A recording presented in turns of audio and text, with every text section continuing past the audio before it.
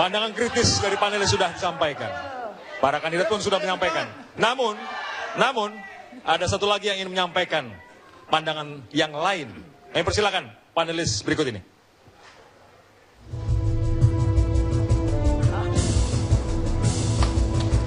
Silakan Pak Tamrin.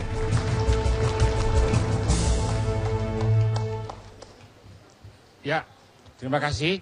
Saudara-saudara para caleg yang saya hormati, saya akan mengajukan 3 permasalahan dan saya persilahkan secara bebas untuk siapa saja memulai menjawab dan memilih masalah yang mana. Tapi sebelum saya paparkan 3 masalah itu, saya ingin mengajukan satu pengantar. Saya kira saya setuju dengan penanya sebelumnya bahwa Bapak Ibu ini adalah calon anggota legislatif, wakil rakyat, dan harus berhenti pada saat wakil rakyat menjadi semata-mata wakil partai dan mencoba mempertahankan partai yang kelihatan sekali dalam perdebatan tadi, dan kemudian berusaha untuk menjadi seorang negarawan. Nah, saya kira sikap itu yang perlu diambil. Jadi wakil rakyat secara nasional, khususnya dari dapil saudara masing-masing. Nah, saya akan mengajukan 3 permasalahan. Masalah pertama, kemiskinan ini juga dampak dari satu ketimpangan regional antara Indonesia Timur dengan Indonesia Barat. 80% dari produk domestik bruto kita itu dihasilkan oleh Sumatera, Jawa, dan Bali. Hanya 20% dihasilkan dari Indonesia bagian timur. Pertanyaan saya adalah, rencana pemerintah untuk membangun jembatan Selat Sunda, apakah itu tidak memperparah ketimpangan regional? Silakan jawab, siapa saja boleh pilih, tapi belum. Saya paparkan 3. Kemudian yang kedua, juga masalah nasional, yaitu aset-aset yang tadi disebut oleh Mas Budiman memang sangat penting. Aset tanah, aset bibit, dan aset pupuk bagi para petani. Aset-aset ini sekarang secara legal dirampas oleh perkebunan pertambangan dan itu disahkan oleh DPR sehingga rakyat kehilangan aset tanah. Muncullah konflik agraria. Apa solusi saudara-saudara yang akan saya ajukan pada tingkat nasional di DPR untuk mengatasi konflik agraria? Kemudian yang ketiga terakhir, saudara bagaimanapun harus berjuang memperebutkan suara di dapil masing-masing. Nah, tolong nanti dalam menjawab, saudara sebutkan kalau memilih permasalahan yang ketiga, tolong sebutkan dapil saudara dan kemukakan data kemiskinan perdesaan dan perkotaan yang ada di dapil saudara dan apa solusi saudara untuk dapil itu supaya dapilnya memilih saudara-saudara. Terima kasih. Baik, terima kasih. Sebentar. Ada aturan main, waktu kita terbatas. 3 pertanyaan yang kalau dijawab bisa 2 hari. Oke, masing-masing saya beri kesempatan menjawab pertanyaan pertama, pertanyaan kedua, pertanyaan ketiga, pertanyaan pertama, dan kedua. Maaf, kedua. Pertama, kedua, ketiga, 1 dan 2. Waktu harus dihitung soalnya Pak Tamrin, mohon maaf, tidak semua bisa menjawab. Iya. Silakan. Ini segmen yang tadi lewat ya? Anda pertanyaan pertama. Ya, jadi, ini masalah jembatan nih. Selat Sunda. Ya, kebetulan saya pernah tinggal di Lampung, Pak. Ya, jadi Lampung itu adalah muara daripada Banten dengan Lampung ini muara daripada Sumatera seluruhnya menuju ke Jawa dan begitu juga sebaliknya. Karena itu saya kira kebijakan untuk membangun Selat Sunda adalah suatu kebijakan yang bisa membantu infrastruktur yang baik kepada masyarakat sehingga perekonomian kita makin lancar. Jadi kalau selama ini numpuk di Merak, numpuk di Bakauni, itu kan karena memang harus melalui laut. Kalau cuaca lagi tidak bagus, maka menjadi problematika ekonomi kita. Banyak petani cabai yang bangkrut, banyak tomat yang tidak bisa dikirim, bisa antri di situ sampai 10 hari, 20 hari. Tapi perekonomian kita tidak menjadi lancar. Karena itu pembangunan infrastruktur yang berdampak kepada perekonomian masyarakat kita, saya kira itu perlu untuk dilanjutkan dan untuk segera. Tapi akan memperparah ketimpangan regional Indonesia Barat dan Timur. Tidak akan, karena wilayah Jawa Timur juga sudah ada dibangun di sana. Bukan Jawa Timur, Indonesia Timur. Ya, itu termasuk wilayah timur, Pak. Akan membantu para wilayah-wilayah timur. Nah, seandainya nanti pemerintah mampu lagi Surabaya ke Makassar, atau Makassar ke Papua, dan seterusnya, maka itu juga harus dilakukan. Karena perjalanan dengan menggunakan kapal laut, mohon maaf, akan lebih lama dibandingkan dengan menggunakan angkutan darat. Baik. Dan itu akan memperlancar perekonomian bangsa Indonesia. Bung Pida, Pertanyaan nomor 2. Mengenai masalah persoalan agraria yang ada, sebetulnya kan di dalam konteks itu seharusnya dihimbau ataupun ditekankan lagi di dalam basis kemitraan antara perusahaan-perusahaan yang memang menguasai lahan yang banyak dan juga penopang-penopang dalam bentuk petani-petani kecil yang namanya plasma ini yang tidak pernah bisa jalan sampai sekarang.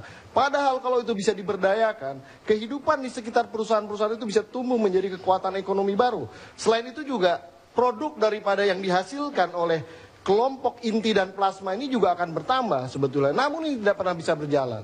Yang kedua tentu saya yakin sekali di dalam konteks permasalahan perhutanan, izin kehutanan. Ketika saya beberapa kali ingin menginisiasi beberapa daerah untuk daerah transmigrasi baru, itu sangat sulit persoalan di dalam konteks perizinan konversi hutannya itu. Bagaimana dengan lucunya kalau tiba-tiba gagasan itu datang perusahaan besar, nah itu cepat mudah gitu. Ini kenapa itu? Itu harusnya dijawab juga oleh pemerintah dan saya selalu awasi itu dan selalu dorong. Alhamdulillah beberapa hal di dapil saya di Sumatera Barat kita berhasil membuka lahan-lahan transmigrasi baru dan insya Allah dalam waktu dekat itu akan menjadi suatu lahan yang bagaimana dengan gagasan reformasi agraria? Reformasi agraria oke-oke saja, tetapi dalam konteks itu kita tidak mungkin juga menafikan keberadaan daripada investor-investor yang sudah juga menanamkan modalnya di sini. Mereka juga harus diproteksi. Sehingga tadi saya bilang, kemitraan itu menjadi penting. Karena kalau kemudian kita ingin menghilangkan keberadaan mereka pun juga itu adalah sesuatu hal yang salah. Baik. Bung Viva Yoga, pertanyaan nomor 3. Dapil Anda, masalah kemiskinan dapil Anda. Di dapil saya, Kabupaten Lamongan itu 13,06%. Jadi sebagian besar masyarakatnya itu adalah hidup dari petani dan sebagian juga yang di Pantura adalah nelayan. Mereka dalam kondisi yang memprihatinkan, menjadi seorang petani itu lebih banyak pada garis kemiskinan. Itu yang pertama. Nah, yang kedua solusinya adalah pemerintah itu adalah merupakan lembaga yang diberi kewenangan oleh undang-undang konstitusi untuk mengatur negara. Jadi harus ada keseriusan dari pemerintah, baik pemerintah pusat maupun pemerintah daerah di dalam memberantas kemiskinan. Karena persoalan kemiskinan itu bukan hanya tanggung jawab pusat, tapi juga tanggung jawab daerah. Nah, oleh karena itu, program-program untuk memberantas kemiskinan itu juga harus tepat sasaran dan tepat waktu. Yang pertama, pemberian subsidi itu adalah merupakan hak dari rakyat untuk bisa menerima. Karena beberapa negara-negara barat juga ada proteksi dan juga ada subsidi. Tetapi seluruhnya itu harus terinstitusi dalam bentuk peraturan perundang-undangan. Kalau itu yang dilakukan, saya rasa ini akan ada penyelesaian secara konstitusional, penyelesaian secara sistemik, penyelesaian secara strategis dalam proses kebijakan untuk mengurangi dan memberantas kemiskinan di Indonesia. Terima kasih. Pak Jazuli, pertanyaan pertama soal pembangunan jembatan Selat Sunda. Terima kasih Profesor. Kebetulan saya dari Dapil Banten. Jembatan ini adalah menghubungkan antara Pulau Jawa dengan Pulau Sumatera. Saya termasuk yang mengapresiasi pembangunan jembatan ini. Kenapa? Saya sama dengan Bu Andi. Jika infrastruktur itu bagus, maka pengiriman hasil produk anak bangsa ini akan semakin cepat. Ketika perputaran itu semakin cepat, akan mempercepat juga peningkatan ekonomi bagi rakyat. Itu yang pertama. Yang kedua, bayangkan setiap kali ada hari-hari besar, kita lihat di televisi dan di media, kemacetan di Merak itu sampai bukan saja kiloan, tapi puluhan kilo. Bapak bisa bayangkan ketika itu terus berjadi berhari-hari, berminggu-minggu, pedagang, orang-orang berbisnis, semuanya akan mengalami kerugian yang cukup parah. Karena akan terjadi hambatan-hambatan. Yang ketiga, kalau persoalannya ada kesenjangan antara barat dengan timur, tentu pembangunan di daerah barat ini tidak harus menunggu pergerakan di daerah timur. Masa kita harus berhenti sejenak, lalu daerah timur bergerak, baru ini boleh bergerak. Karena pertumbuhan yang ada di Indonesia bagian barat, ini juga akan bermanfaat buat rakyat Republik Indonesia. Tinggal masalahnya yang keempat, kita harus genjot pembangunan di Indonesia Timur ini sesuai dengan potensi alamnya, potensi daerahnya. Kemudian hasil kekayaan. Kita tahu di Indonesia Timur yang ada emas, di Indonesia Timur yang banyak bahan tambang, tapi tambang itu kemana perginya, tidak dinikmati oleh rakyat. Itu yang harus diberikan kepada rakyat. Baik. Begitu. Yang terakhir Budiman Sujatmiko dengan masalah agraria bisa jadi konflik. Reforma agraria adalah komitmen proklamasi. Reforma agraria adalah komitmen lahirnya Republik ini. Undang-Undang Pokok Agraria tahun 60 dan Undang-Undang Pertahanan yang sedang kami godok sebagai inisiatif Komisi 2 DPR adalah ingin menegaskan bahwa reforma agraria itu bukan sekedar program menyisakan receh untuk rakyat dalam bentuk bentangan kecil tanah, tapi bagian dari program pembangunan.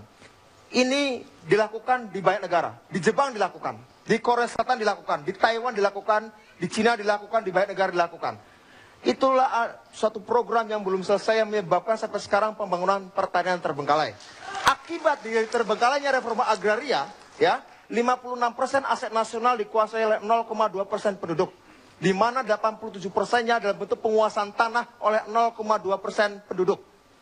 Apa yang terjadi? Tingkat kesenjangan karena pendapatan hasil penguasaan tanah sudah mencapai angka koefisien Gini 0,56, yaitu sudah melampaui titik ledak sebuah gejolak sosial yang kalau dibiarkan akan susah untuk dipadamkan. Oke, baik. Saya akan minta komentar Pak Tamrin, Pak Hanta Yuda, Pak Heri tentang jawaban tersebut. Puaskah Anda sebagai akademisi tentang jawaban tersebut? Masuk akalkah itu? Sesaat lagi di duel kandidat.